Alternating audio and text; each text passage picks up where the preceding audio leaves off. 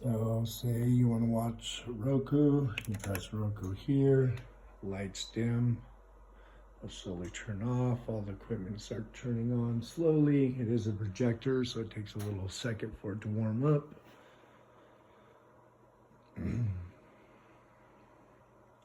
As the lights dim out,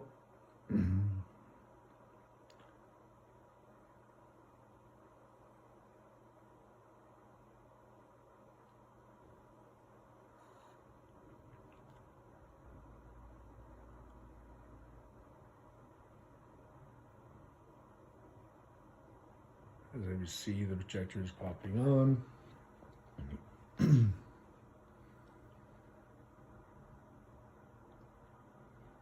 Roku comes right on.